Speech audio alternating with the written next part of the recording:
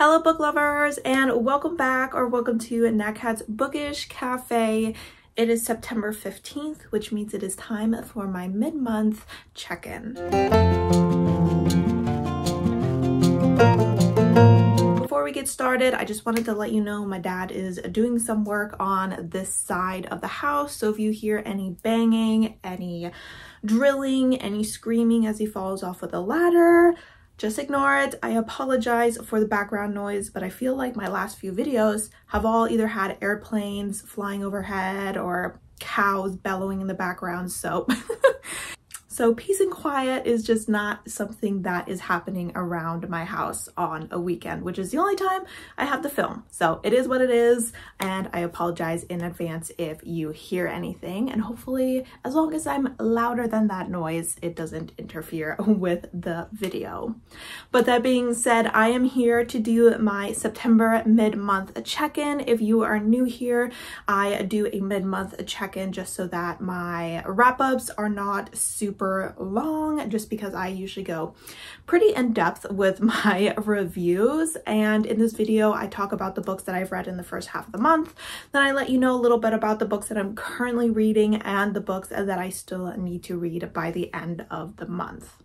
This month, we are taking part in the Aurelium Readathon, and things are going really well. We don't have one, we don't have two, but we have 3 5 stars so far this month. So the magical Aurelium really is magical. I've had a great reading month so far. I have been vlogging my experience with weekly vlogs. At this point, I think only the first week's vlog will be out just because of how much reading I've been doing. I just haven't had time to do a lot of editing, so I'm just putting those out as I can. But that being said, if you want any more information on my thoughts of any of these books, you can find them in those vlogs. That being said, I have completed 7 books so far, so we will start off this video with those reviews, reviewing them in the order of which I read them.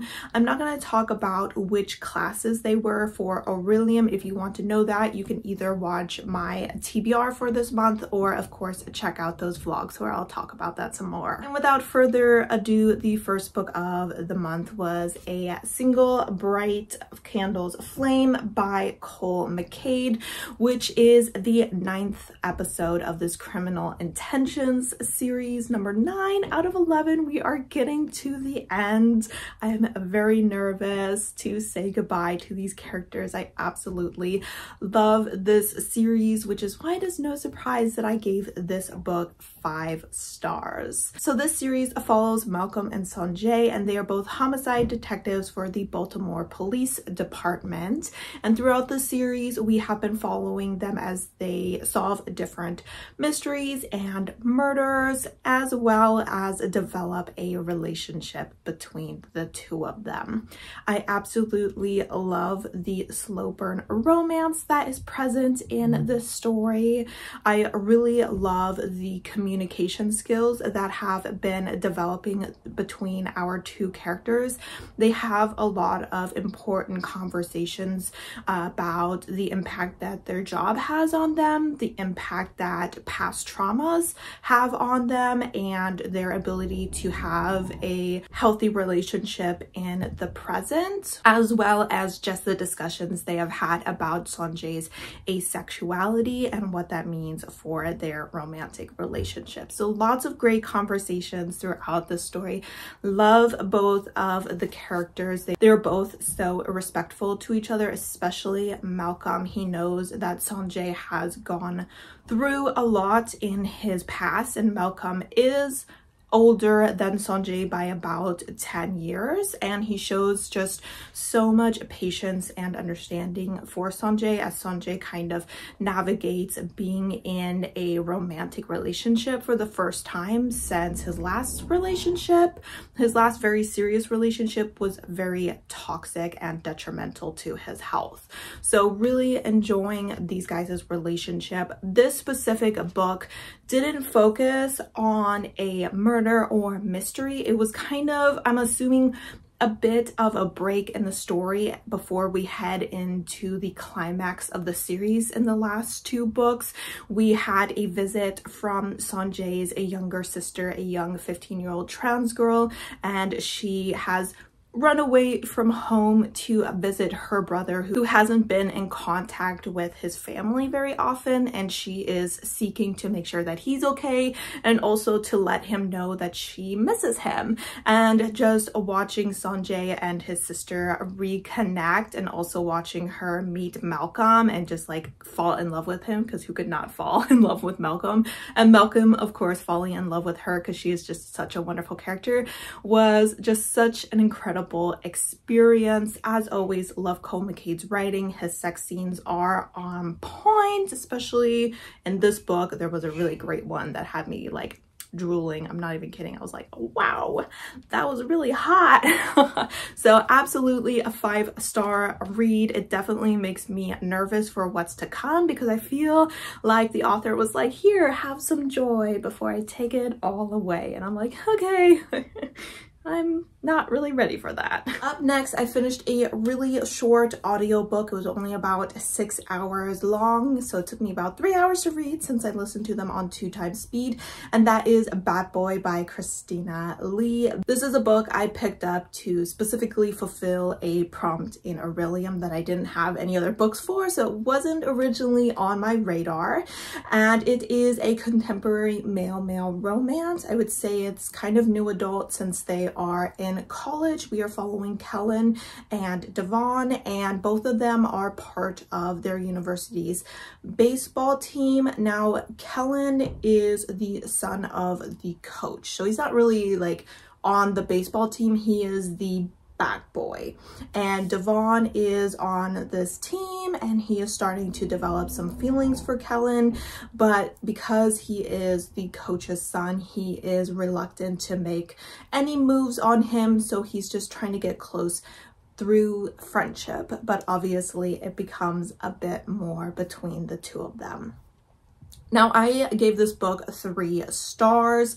I think that this book essentially gave me what I expected a book like this to give me. It was a romance between two guys. You know, sometimes this was sweet, sometimes it was cheesy. I didn't love the writing style. The writing was giving me a little bit of like debut novel vibes, where the author seems to still be kind of finding their rhythm, so it didn't 100% work for me. I also didn't love one of the narrators, so that took some enjoyment away as well. But overall, I thought it was a decent book. I think 3 stars is a totally fine rating. It's probably not something I will highly recommend, but if you let me know you want to read it, I'm not gonna stop you.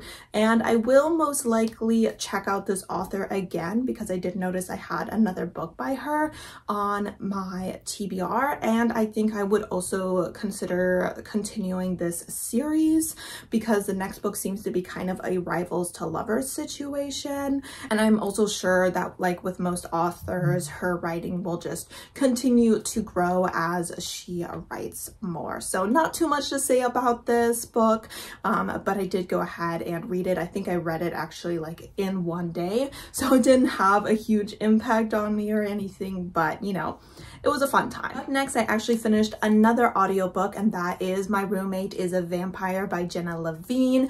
This is a contemporary paranormal romance in which we are following Cassie and Frederick. And Cassie is about to get evicted from her current apartment. She can't afford the rent anymore. She went to school to become an art teacher, but she's struggling to find work in that field. So she's currently working part-time at a cafe and part-time at the library. And one day she and her friend are kind of looking at apartment listings, and they come across a very nice apartment that is only charging $200 a month, and they are a little bit suspicious about that because that's really cheap. They're wondering maybe it's a serial killer trying to lure in their next prey. But she goes to this apartment to see who this guy is and if he would make a good roommate, and she doesn't get any serial killer vibes from him, so she decides to move in and eventually discovers that he is a vampire. who has been kind of in a coma for about the last 100 years or so and has recently awoken and has no idea how modern society works and was hoping to get a roommate so that he could kind of observe them and pick up on some of their behaviors so that he could integrate more smoothly into current society. Obviously, as the two of them work to improve his I'm not a vampire vibes, they fall in love. So I ended up giving this book 4 stars. I went into this with lower expectations, not super low expectations, but like thinking I would maybe give it a 3.5 star rating because there were some people who enjoyed it, but there was also quite a few people who thought it was kind of on the lame side. And so I was like, hey, I'm gonna go into this for a fun, mediocre time, and I think it kind of surpassed my expectations. I really did enjoy the humor in here. I had a lot of fun. I really enjoyed both of our characters quite a bit. I had a lot of respect for Cassie. She was someone who was definitely a bit insecure about who she was as a person. She's very artistic, and compared to the people around her, she could be considered a bit of a failure, that she just hasn't accomplished what she wants in life yet. But we really see her grow as a person and really find her self-worth throughout this story. So I really liked her character arc throughout this story. I thought Frederick was a really fun character. We don't really get his point of view. We get a few snippets here and there between the notes that the two of them are leaving for each other, because in the beginning he is always sleeping during the day and awake at night, and she's obviously sleeping at night and awake during the day. So those notes that they were passing to each other were really cute for sure. The relationship aspect, while I definitely see why the two of them were interested in each other at the end, in the beginning it did feel a little bit quick-paced to me. I don't always love relationships that start on a kind of like more lust-based interest, but other than that, I did enjoy the majority of this book. There was one side character that I didn't absolutely love. He did grow on me by the end of the book, which is good because I believe the second book in the series is his story, and I do think that I will go ahead and check this out. So I would say if you're thinking about reading this book, definitely go into it for just a fun, cute time, and that is exactly what you're gonna get. Up next, I finished Phoenix Unbound by Grace Draven. Grace Draven is an author who has, where are her books? Right here, a space on my all-time favorites shelf. So I was really excited to be able to pick up another book by her. This is the first book in a companion series. It seems like it's a 3-book series, but each series kind of follows a different couple within the same world. In this book, we are following Azarion and Jolene, and they are living in a world that is currently being primarily controlled by a very terrible empire. She lives in a village where she acts as a phoenix of sorts, because every year during or at the start of spring, the empire takes one woman from every village and then burns them at the stake in a very public spectacle that everyone comes to cheer because they're all bloodthirsty and terrible. And she actually has the ability to not be touched by fire, so she doesn't burn. And she then also uses her fire abilities to kind of disguise herself as part of the flame and then escape back to her village. This means that she does this every year and has been for I think the last 5 years or so, so that women in her village don't have to go and actually die. One day, however, Azarion the gladiator realizes that the same woman has been coming to these spring burnings with an illusion covering her true face. And he kind of blackmails her into using her illusion abilities to help him escape, because he is a slave gladiator and has been for the last 10 years. He then, after she rescues him from slavery, snatches her and kidnaps her, which is not a very great thank you, to take back to his clan lands, because having her a handmaiden of the fire goddess that his people worship will help him get back his title of chieftain that his cousin had stolen from him when he had sold him into slavery. This is definitely a slow burn romance. The romance really doesn't even begin to develop until the second half of the book. I think that Grace Draven always does a wonderful job with pacing and building up her relationships in a very realistic timeline considering where the relationships started.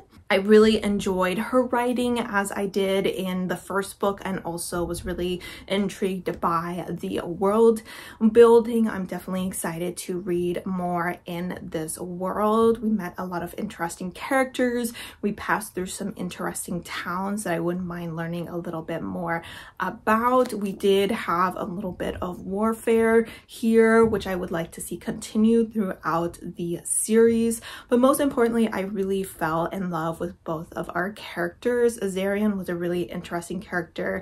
He was definitely not the greatest at the beginning. You could always tell that he was deep down a good person, but he's also someone who has been very broken and made desperate by all of the horrors that he faced while a slave at the hand of the empire for the last 10 years. He has killed a lot of people. He has been hurt. He has been used for other people's pleasure, and that has definitely damaged him and made him more willing to hurt other people to get his freedom than maybe he originally would have been before he went through all of that. It was really interesting kind of watching him develop from this man fresh from the pits of hell, essentially, where he's been fighting for the last few years, into this man who is worthy of Jolene as well as the title of chieftain among his people. Jolene was also a wonderful character to follow. She is someone who's kind of getting to the end of her rope here. She's very tired of sacrificing herself for other people and just not getting any appreciation for it. She feels very abandoned by her family and her people, and watching her kind of find a place by Azarian's side as his equal, and also finding a place within his clan amongst people who have a very high respect for who she is and what she has done, was really great to watch her character arc as well. And just watching the two of them come together was very sweet. This was definitely a 5-star read for me. Grace Draven has impressed me once again, and I am definitely looking forward to continuing in her series. Up next, I read a real shorty, and that is At Night All Blood is Black by David Diop. I realized later that this book is actually translated from French, so if you are looking for a translated work, may I suggest this one. Now, I only ended up giving this one 3.5 stars, but this story, we are following a man who is a serial killer, and he is also a Black man who is part of the French army during World War I. The reason I gave this a 3.5 stars is because the writing style did not work for me. It is incredibly repetitive. Like, I have never read a book that had a more repetitive writing style, and it is obviously done on purpose, and it is the style that the author either is always writing in or decided to write in for this specific story, but it just didn't work for me because there were so many times where I was like, did I already read this part, or did I already read this chapter? And it was just like, no, you've just read these exact same lines in a previous chapter. And I swear, if I have to read the words God's truth one more time, it was probably on 90% of these pages, and sometimes even on a page multiple times. I was like, okay, I get it. God's truth. You're telling us the truth. I get it. I get it. I really do. But despite that, I do think that he is a talented writer. The way that he described things really worked well for this horror story. There were times where he definitely wrote things in a disturbing and interesting way. He just did it over and over and over again in too similar a manner. On top of that, I really did enjoy the commentary of this story. I go a little bit more in depth about the meaning of the story in my second vlog, which is not out yet, and I don't know when it will be, but I don't want to go too in depth about it here, just because this is a story that is under 150 pages, so I really want to be pretty vague about it. So I definitely think that this is a book that is worth checking out. Just keep in mind that it has a very repetitive writing style. If that is something you absolutely can't stand, then maybe don't pick it up. For me, I can tolerate it, but it did unfortunately decrease my enjoyment of the story overall. After reading At Night All Blood is Black, I was like, you know what? I need something a little bit more lighthearted. So I went ahead and picked up this graphic novel, which is called Chef's Kiss. And let me just flip to the first page. So the writer is Jared Melendez. The illustrator is Danica Brine. And this is a standalone contemporary, I'm gonna say slice of life. I don't really want to call it a romance, because there is a slight romance in the story, but it really is like a background plot to this, a very small part of it. So we are following this young man who just graduated from college. I believe he got an English degree to become an editor, and he's just not finding any work because he doesn't have any experience. So he's facing the thing a lot of us have experienced, you know, where we're like, well, I need a job to get experience, and so can you give me a job? And one day he sees a sign outside of a restaurant that says, looking for a chef, no experience needed. And our character is someone who really enjoys cooking in his free time. So he's like, you know what, this is great. I'll see if I can get this job. It'll allow me to get some money to pay rent while I'm trying to find another job that actually uses my degree. The chef doesn't seem overly happy that he is there. He seems to be a bit of a perfectionist. And so he tells him, hey, each week you will have to accomplish a challenge, and my pet pig here will decide if it is good enough for you to survive till the next week. And if you survive all 3 weeks, we'll go ahead and hire you. And our character is like, okay, bring it on. And as he spends more time learning more about cooking and getting to know the people that he would be working with, he starts to wonder if maybe he has been pursuing this dream of a life in editing because of what his parents want. And it's time for him to start deciding what kind of life he wants to live. So I ended up giving this 3.5 stars. I thought it was a cute time. I thought that the pictures were well done. The art style was something that I enjoyed relatively well. It was nice and colorful, and of course the pig was super cute. So I did enjoy that aspect of the story. Otherwise, it didn't do too much for me. I feel like it was a fun, quick read. Did I take much from the story? Is it gonna be overly memorable?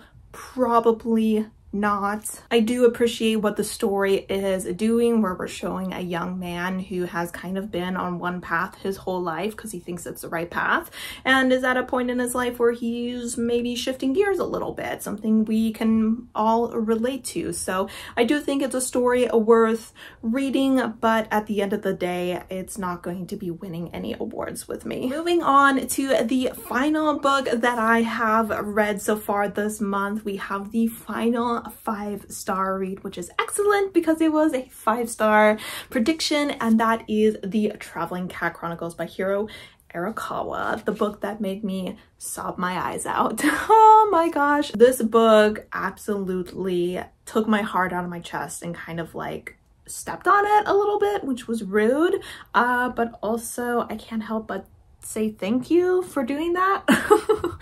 In this book, we are following the cat Nana, who is the cat of Satoru. I hope I say his name, Satoru. And Nana used to be a stray cat until one day he was hit by a car and broke his leg, and Satoru took him in and asked him if he wanted to go ahead and continue to live with him. And Nana was like, yeah, sure, works for me, free food. And at this point in the story, the two of them have been living together for 5 years. However, one day Satoru starts to take Nana on a journey in their silver van to visit some of his friends to see if they can take Nana in. There are 4 different parts of this book. Each part we are exploring a different relationship that Satoru had with past friends of his and current family members, and obviously we learn a little bit more about Satoru as a character as well as his relationship with Nana. We do get the point of view of Nana, so we get some of the story from the point of view of a cat. And when I tell you, this author knows how a cat acts. Like, when I tell you, I don't think I will ever find someone who completely encompasses what a cat is. The way she perfectly balanced this cat's kind of aloofness. The cat doesn't really care, but yes it does. It cares quite a bit, but it can't have you knowing just how much it cares. And it was just such a sweet read. This book made me laugh a lot more than I thought it would. And then of course when the ending happened, I was crying. Like I knew I would. I picked this book up because I knew it would make me cry. And I was definitely not okay, but this book was beautifully written. This is such a heartwarming, feel-good story. If you are a cat lover, you need to read this book. I'm not even joking. Like, this should be mandatory reading. If you go to the shelter and you're like, I like to adopt a cat, they'll be like, read this book first. And if you don't cry, don't even bother coming back. But seriously, I absolutely love this story, and I definitely think that everyone should read it. It'll make you smile, it'll make you laugh, it'll annoy you. Some of the characters you're like, I don't really like you that much. You need to have some sort of personal growth. You got some problems, dude, that you need to resolve. And of course, it'll just make you, it'll make your heart bleed a little bit. So I had a wonderful time with this story. Definitely glad that I got to it. And if you have read it, I'm sorry for your heartbreak. If you haven't read it, join us. Join us. Let's all suffer together. All right, guys, so those are all the books I have read. So let's talk real quick about the books that I'm currently reading. I have been reading one short story out of this anthology, Never Whistle at Night, each day. I do think I need to pick up my pace on it just a little bit. I have not had the best success with this. There's been a lot of 3 stars, a few 2.5 stars. There's been a 1 star. But there has also been a 5-star and some 4 stars. So not loving it. At this point, I feel like I can't highly recommend it. I'm feeling it's not giving the most horror vibes. Some of them are definitely scary, but there's only like 1 story that I would say really disturbed me. And I'm relatively easy to scare, so not the scariest read out there, especially since I heard some people saying that some of these stories were genuinely scary. I was expecting a little bit more from it, but I will continue my read and we will see how we feel at the end of this collection of horror stories by Indigenous authors. My other physical book I just started the other day and have read a whopping 13 pages of, and that is Freshwater by Akwaeke Emezi. I am super excited to be reading this, even based off of the first chapter. I know that this is going to be a very interesting read, and that Akwaeke Emezi's wonderful writing is just going to make it shine. So that is my current physical read. I am kind of attempting to read 90 pages yesterday. That did not happen because I read 10 pages, but we will try to get back on track with that. Maybe today. I definitely slept in a little bit too much today, and with this filming on top of everything, maybe not. But the writing in here is relatively big, and Akwaeke Emezi's stories just really suck you in, so I can definitely see myself powering through about 90 pages. I'm not gonna say no problem. It's gonna be tough.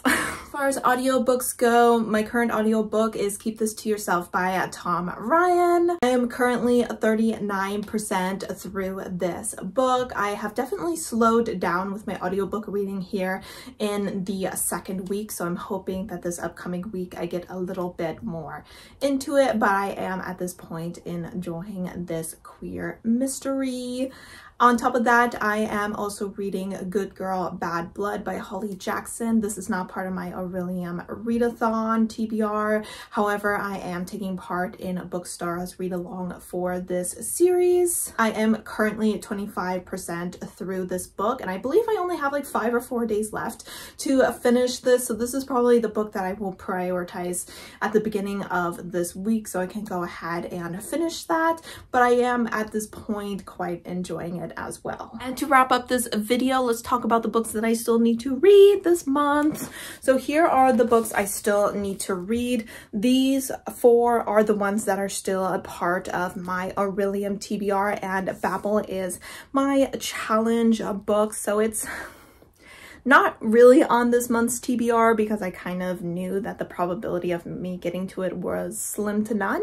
But these 4 books, starting with Tokyo Ghoul and moving up, are the order in which I'm planning on reading these. So once I finish Freshwater, Tokyo Ghoul we'll read, then we'll read Desperate Measures, and then we'll read The Alchemist, and finally we will read The Sinner. As far as audiobooks go, the only other one that I need to read is Assistant to the Villain, which I can't remember the author's name of right now, but I will have an image of it right here, and that one I will go ahead and pick up once I finish my other 2 audiobooks. All right guys, so this video was relatively long, apologies for that, but we have read quite a few great books that I was really excited to talk about this month. I would love to know how your reading is going this month, whether or not you are taking part in the Aurelium readathon. I would love to know what standout books you have read so far and what books you are still looking forward to getting to. As always guys, thank you so much for supporting my channel by watching my videos, and I hope to see you next time. Bye!